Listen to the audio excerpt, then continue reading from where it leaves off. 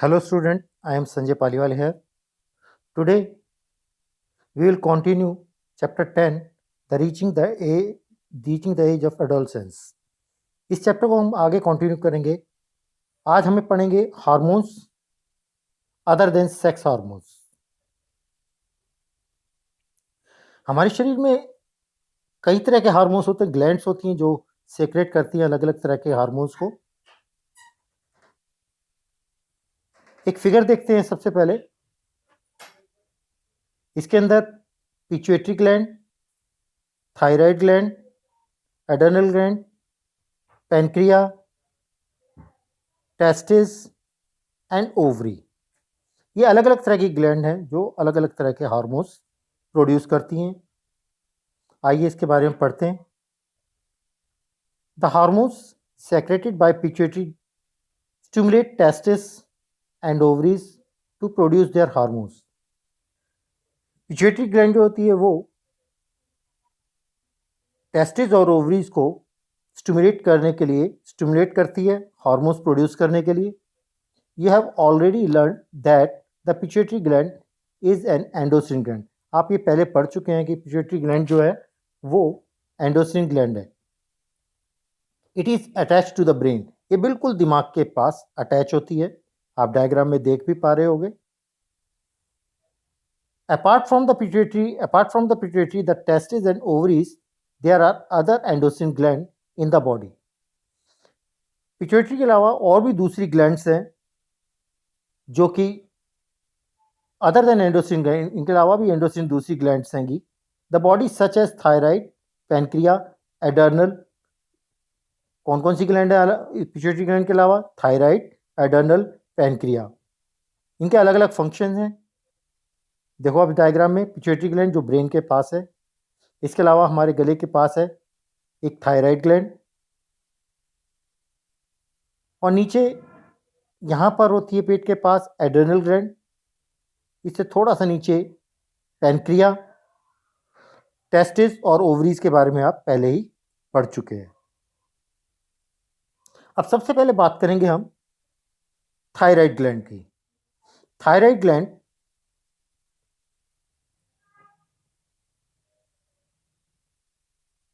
बूजो and पहेली once visited their aunt who was a doctor.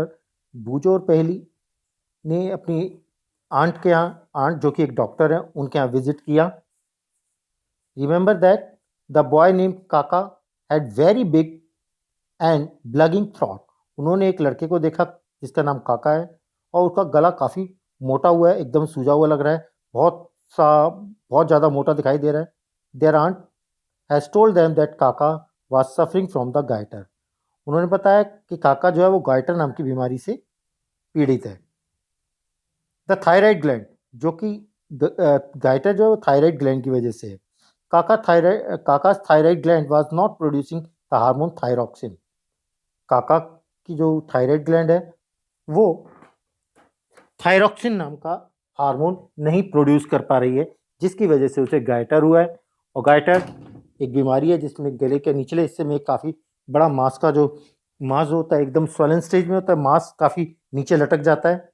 तो आपको पता लगा कि थायराइड ग्लैंड से कौन सा हार्मोन सेक्रेट होता है? Thyroxine. Their aunt also told that their uncle was suffering from diabetes. उनकी आंट ने बताया, चाची ने बताया कि उसके जो अंकल हैं वो डायबिटीज़ से पीड़ित है. Because pancreas was not producing the hormone insulin. क्योंकि उनकी जो पैनक्रिया है, पैनक्रिया से एक हार्मोन बनता है इंसुलिन. इंसुलिन उनका प्रॉपर नहीं बन पा रहा है. इसकी वजह से वो डायबिटीज़ से परेशान है. Insulin in sufficient quantity, बूजो and पहेली then asked their aunt about the adrenal gland. बूजो और पहेली ने इसके अलावा एड्रेनल ग्लैंड के बारे में भी पूछा. which are also shown in the chart, जो कि चार्ट में दिखा रखा है. The aunt told them that adrenal gland secrete the hormone which maintain the correct salt balance in the blood. उनकी आंट ने बताया कि एड्रेनल ग्लैंड का काम जो होता है वो एक तरह का हार्मोन्स सेक्रेट करती है जो सीधा डायरेक्ट ब्लड में जाता है और ब्लड के अंदर सॉल्ट को बैलेंस करता है, सॉल्ट की मात्रा को रेगुलेट करता है। Adrenal also produce the hormones adrenaline. Adrenal में से एक एडरलिन नाम का एक हार्मोन बनता है जिसका काम हमारे ब्लड के अंदर सॉल्ट की परसेंटेज को बैलेंस करना होता है। It helps the body to adjust the stress when one is very angry, embarrassed और वरीड। इसकी हेल्प से ही इंसान, अगर इसकी कमी हो जाए या अनबैलेंस हो जाए तो इंसान चिड़चिड़ा हो जाता है, उसे गुस्सा आने लग जाता है और वो किसी भी बात को लेकर परेशान रहता है। तो हमने 4 तरह के ग्लैंड के बारे में पढ़ा है। थायराइड ग्लैंड, जिससे थायरॉक्सिन नाम का हार्मोन प्रोड्यूस होता है, जिसका काम जिसकी वजह अगर ये सही तरह प्रोड्यूस नहीं हो पाए तो गाइटर नाम की प्रॉब्लम क्रिएट हो जाती है, बीमारी होती है। इसके अलावा पैनक्रिया, जो इंसुलिन को प्रोड्यूस करता है, अगर सही मात्रा में इंसुलिन नहीं बने तो डायबिटीज़ नाम की डायबिटीज नाम की बीमारी हो जाती है। इसके अलावा अगला है एडर्नल ग्लैंड, जिससे एडर्लिन नाम का एक हार्मोन बनता है जिसका काम ब्लड के अंदर सॉल्ट को बैलेंस करना होता है। इसके अलावा पिट्यूटरी ग्लैंड, जो हम पहले ही पढ़ चुके हैं, पिट्यूटरी ग्लैंड से भी एक ग्रोथ नाम हार्मोन बनता है जो हमारी हाइट और हमारे शरीर के लिए बहुत ज़रूरी है। हमारी हाइट जो ग्रो करती है उसके लिए पिट्यूटरी ग्लैंड काफ़ी उसके लिए जिम्मेवार है। Thyroid and adrenal secretes their hormones when they receives order from the pituitary gland through its hormone. तो थायराइड ग्लैंड हो चाहे वो एडर्नलिन ग्लैंड हो, ये हार्मोन प्रोड्यूस करते हैं। ये तब प्रोड्यूस करते हैं जब उन्हें पिट्यूटरी ग्लैंड ऑर्डर करती है। तो पिट्यूटरी ग्लैंड का काम होता है सारे हार्मोन्स को कंट्रोल करना। इसके अलावा पिट्यूटरी ग्लैंड एक और भी हार्मोन्स प्रोड्यूस करती है जिसका नाम है growth hormone, which is necessary for the normal growth of a person, जिसकी वजह से इंसान की नॉर्मल ग्रोथ बनती है। तो अब तक हमने कौन कौन से पढ़े हैं? थायराइड ग्लैंड पढ़ा, पैनक्रिया पढ़ा, एडर्नल ग्लैंड पढ़ा, पिट्यूटरी ग्लैंड पढ़ा। थायराइड ग्लैंड से कौन सा हार्मोन बनता है? थायरॉक्सिन। पैनक्रिया से इंसुलिन, एडर्नल ग्लैंड से एडरलिन और पिट्यूटरी ग्लैंड से ग्रोथ हार्मोन। इसके अलावा टेस्टिस से टेस्टोस्टेरोन और ओवरी से एस्ट्रोजन नाम के हार्मोन सेक्रेट होते हैं, निकलते हैं। अब हम पढ़ेंगे role of hormones in completing the life history of insect and frog. जैसे हमारे शरीर में हार्मोन्स होते हैं, ऐसे ही इंसेक्ट्स में और एनिमल्स में भी हार्मोन्स प्रोड्यूस होते हैं। इंसेक्ट्स के अंदर इंसेक्ट हार्मोन होता है, जबकि फ्रॉग के अंदर भी एडर्नल ग्लैंड होती है। You have already learn about the life of history of the silk moth. आपने सिल्क मोथ और फ्रॉग की लाइफ हिस्ट्री पढ़ चुके हो। The caterpillar has pass through the various stages. Caterpillar कई स्टेजेस में जाता है, बिकम टू एडल्ट मोथ। उसे एडल्ट मोथ बनने में 4 स्टेजेस में जाना पड़ता है। आप इसे पहले पढ़ चुके हैं। Similarly tadpole passes through certain stages to become a frog. इसी तरह टेडपोल भी कई स्टेजेस में जाकर के एक एडल्ट फ्रॉग बनता है। This change from the larva to adult is called metamorphosis. इस फेज को, इस चेंज को मेटामॉर्फिस कहते हैं। मेटामॉर्फिस एक लार्वा से लार्वा, उसके बाद में अर्ली टैडपोल, उसके बाद लेट टैडपोल और फिर एडल्ट, इन चेंजेस को मेटामॉर्फिस कहते हैं। ये metamorphosis in insects control by the insect hormone. Insects के अंदर ये मेटामॉर्फिस जो होती है, it is control by the insect hormone, जबकि फ्रॉग में it is control by the thyroxine. Frog के अंदर ये थायरॉक्सिन हार्मोन से कंट्रोल होती हैं। The hormone produce by thyroid, जो कि थायराइड प्रोड्यूस करता है।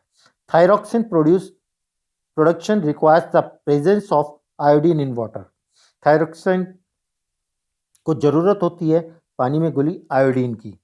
आयोडीन, अगर हमको बार बार कहा जाता है कि थोड़ा बहुत आयोडीन होना चाहिए, हम खाने के नमक में आयोडीन लेते हैं जिससे हमको थायरॉक्सिन हार्मोन जो हमारा रेगुलरली प्रोड्यूस हो सके और हमारे को गाइटर नाम की प्रॉब्लम ना हो। इसी तरह पानी के अंदर, जिस पानी में आयोडीन नहीं है, if the water which the tadpoles are growing does not contain sufficient iodine, अगर उस पानी के अंदर सफिशिएंट अमाउंट में आयोडीन नहीं है तो वहाँ tadpole can not become adult. तो वहाँ टेडपोल जो है एडल्ट नहीं बन पाएगा, वो पूरा मेंढक नहीं बन पाएगा। यानी कि थायरॉक्सिन के लिए आयोडीन होना बहुत ज़रूरी है। अब हम पढ़ेंगे रिप्रोडक्टिव हेल्थ के बारे में, हमें क्या खाना चाहिए, क्या नहीं खाना चाहिए। तो फटाफट करते हैं ज़रा। Nutrition need in adolescence.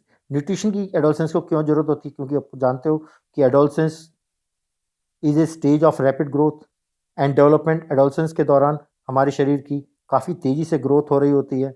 Hence the diet for adolescence to be carefully planned, इसलिए उसकी डाइट को केयरफुली प्लान करना चाहिए, सही डाइट खाना चाहिए। You have already learned about the balance diet, आप बैलेंस डाइट के बारे में जानते हो। बैलेंस डाइट वो होती है जिसके अंदर प्रॉपर न्यूट्रिशन हो, सही मात्रा में प्रोटीन हो, कार्बोहाइड्रेट हो, फैट हो, मिनरल्स हो, न्यूट्रिएंट्स हो, ये सारी चीज़ें होनी चाहिए, उसी को हम वो न्यूट्रिएंट्स होते हैं। तो हमारी बैलेंस डाइट के अंदर क्या होना चाहिए? दाल, चावल, pulses, vegetable, juice, milk, meat, egg. Recall that the balanced diet means that the meals include protein, carbohydrate, fat, vitamin in इस प्रॉपर प्रोपोर्शन। ये सारी चीज़ें, सारे न्यूट्रिएंट्स प्रॉपर प्रोपोर्शन में होने चाहिए। और Indian meal of roti, rice, dal and vegetables is a balance meal. हम जो खाना खाते हैं जिसमें रोटी होते हैं, चावल होते हैं, दाल होती हैं, वेजिटेबल, ये पूरी प्रॉपर बैलेंस डाइट होती है, बैलेंस मील होता है। Milk is a balance food for itself. Milk भी अपने आप में बैलेंस फूड होता है। Fruit also provide the nourishment. Fruit हमको नरिशमेंट करते हैं, हमारी स्किन को ठीक रखते हैं, हमारे शरीर को ठीक रखते हैं, प्रॉपर न्यूट्री विटामिन देते हैं। For infant mother's milk provide all the nourishment that they need. बच्चों को माँ का दूध ही सबसे अच्छा होता है क्योंकि उसमें सभी तरह के न्यूट्रिएंट्स प्रॉपर मात्रा में, प्रॉपर क्वांटिटी में होते हैं। Iron builds the blood. आप सब जानते हैं कि ब्लड जो है वो आयरन से बनता है, और iron rich food such as, हमें आयरन वाले फ्रूट खाने चाहिए जैसे ग्रीन लीफी वेजिटेबल, पालक हुआ, सरसों हुआ, जैगरी यानी गुड़, meat, citrus fruit, Indian gooseberry जिसे आंवला बोलते हैं, आर गुड फॉर एडोलसेंस। ये एडोलसेंस के लिए सबसे अच्छे होते हैं।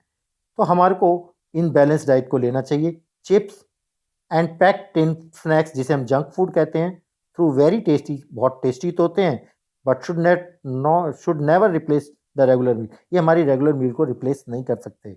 दे do not have adequate nutrients value, इनके अंदर प्रॉपर न्यूट्रिएंट्स नहीं होते। अब हमारी बैलेंस मील में क्या क्या होना चाहिए? मीट होना चाहिए, वेजिटेबल्स होने चाहिए, फ्रूट्स होने चाहिए, मिल्क और एग होने चाहिए। इनके अलावा ग्रेन्स जस्ट लाइक गेहूँ, बाजरा, राइस, ये भी हमारे खाने में होना चाहिए। इसके अलावा अब हम पढ़ेंगे पर्सनल हाइजीन, शारीरिक स्वच्छता। तो हमारे को रेगुलर टाइम के ऊपर रोज़ नहाना चाहिए, क्योंकि इन दिनों में आप सब जानते हो हमारे जो जो एडोलसेंस पीरियड होता है, इस समय उनकी स्वेट ग्लैंड्स काफ़ी एक्टिव होती हैं। Sometimes everyone should have bath at least once every day. दिन में एक बार जरूर नहाना चाहिए। It is more necessary for the teenagers के लिए तो और ज़रूरी है, because the increase activity of sweat glands, क्योंकि उनके अंदर स्वेट ग्लैंड्स की एक्टिविटी ज़्यादा होती हैं, पसीने वाली ग्रंथियाँ जिसे स्वेट ग्लैंड बोलते हैं। Sometimes makes the body smelly, कई बार शरीर में से दुर्गंध आती है, वो स्वेट ग्लैंड्स की एक्टिविटी की वजह से होता है। All parts of the body should be washed, हमारे शरीर के सारे अंगों को अच्छी तरह वॉश करना चाहिए, हमेशा साफ रखना चाहिए, हर रोज नहाना चाहिए, जिससे कोई बैक्टीरियल इन्फेक्शन ना हो। अपनी क्लीनिनेस का पूरा ध्यान रखना चाहिए जिससे कोई भी इन्फेक्शन ना हो। Girls should take special care of cleanliness, लड़कियों को स्पेशल केयर करना चाहिए अपने क्लीनिनेस के लिए। During the time of menstrual flow, जब मेस्ट्रल फ्लो चल रहा होता है उन दिनों में keep track of their menstrual cycle, सही तरह से साइकिल चले। The prepared for the onset of menstruation, use sanitary napkins and clean homemade pad. तो उन्हें सैनिटरी नैपकिन और होममेड पैड्स को यूज़ करना चाहिए, और रेगुलरली 4 से 5 घंटे के बाद जैसी ज़रूरत हो उन्हें बदलना चाहिए। तीसरी चीज़ आती है फिजिकल एक्सरसाइज। तो सबसे पहला हमने पढ़ा था फूड के बारे में, सही फूड लेना चाहिए। दूसरा फिजिकल क्लीनिनेस, और क्लीनिनेस के बारे में पढ़ा था, पर्सनल हाइजीन के बारे में पढ़ा, और तीसरा फिजिकल एक्सरसाइज। हमें रेगुलर टाइम, हमें सुबह शाम वॉकिंग करना चाहिए, जॉगिंग एक्सरसाइज करनी चाहिए, जिससे हमारी बॉडी जो है फिट रहे और हम हेल्दी रहें। All young boys and girls should take walk, exercise and play outdoor game. सबको आउटडोर गेम खेल, कई बच्चे मोबाइल पे लगे रहते हैं, आंखें खराब करते हैं, जबकि उन्हें आउटडोर गेम खेलनी चाहिए, वॉकिंग करनी चाहिए, जॉगिंग करनी चाहिए, एक्सरसाइज करनी चाहिए, जिससे शरीर स्वस्थ रहे। से नो टू ड्रग्स। तो इस एज के अंदर बिल्कुल ड्रग्स से तौबा करनी चाहिए, ड्रग्स बिल्कुल नहीं लेने चाहिए, क्योंकि ड्रग्स लेने से हम हैबिचुअल हो जाते हैं। तो ड्रग्स को बिल्कुल नहीं, कोई अगर फोर्स करे या कहे कि भाई तुम परेशान हो तो ड्रग्स ले लो, बिल्कुल नहीं लेना चाहिए। ड्रग्स से हमेशा दूर रहें। They harm the body in the long run. ये ड्रग्स हमारे शरीर में लॉन्ग रन में बहुत नुकसान करते हैं। दे रूटीन हेल्थ एंड हैप्पीनेस, और हमारी रूटीन हमारी हेल्थ को और हमारी खुशियों को ख़त्म कर देते हैं। You must have heard about it. आपने एड्स के बारे में पढ़ा होगा, acquired immuno deficiency syndrome, which is caused by a dangerous virus, जो कि एक वायरस की वजह से होता है जिसका नाम है HIV। The virus can pass through a normal person to infected person. ये वायरस एक स्वस्थ आदमी इन्फेक्टेड पर्सन से एक हेल्दी पर्सन को हो के शरीर में आ जाता है। Just like sharing of syringes use for injecting drugs. Drugs के लिए जो ये सिरिंज यूज़ करते हैं वो उनके लगने से एक पर्सन से दूसरे पर्सन को हो जाता है। It can also be transmitted by an infant from the infected mother through her milk. जो माँ अपने बच्चे को दूध पिलाती है, अगर माँ HIV पॉजिटिव है, एड्स है, तो उसके बच्चे को भी ये बीमारी लग जाएगी।